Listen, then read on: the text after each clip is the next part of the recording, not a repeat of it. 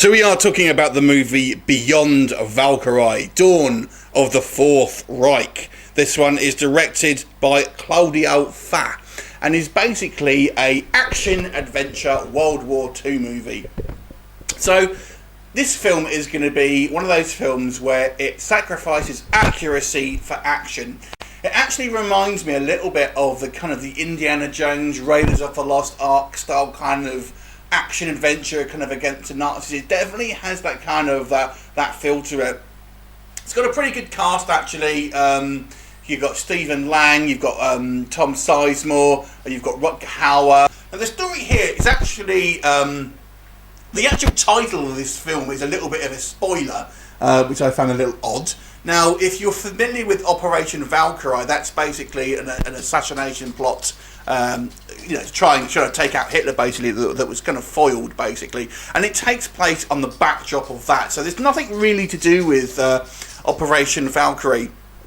Instead, basically, it focuses on another sort of operation called Operation Grey Wolf, where it's basically the idea being that it's kind of towards the end of the World War II. The Nazis kind of know they're on a kind of losing streak, and they have an extraction plan for all of the kind of the top Nazis, plus loads of millions in kind of Nazi goals to relocate to Argentina.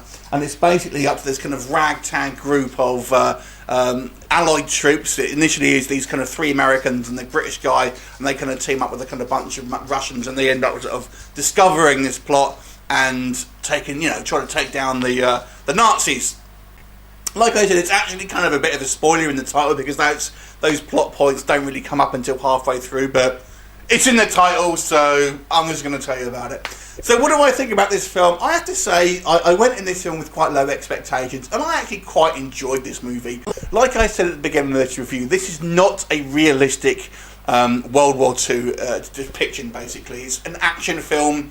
You have basically the Allied troops mowing down dozens and dozens of kind of Nazis without ever really sort of taking any damage themselves. That kind of thing, that typical kind of like action kind of films cliches that we have, where basically the Nazis are just faceless bad guys and they're just kind of taken down and kind of seem to walk into bullets, whilst our heroes seem to dodge them with ease, basically.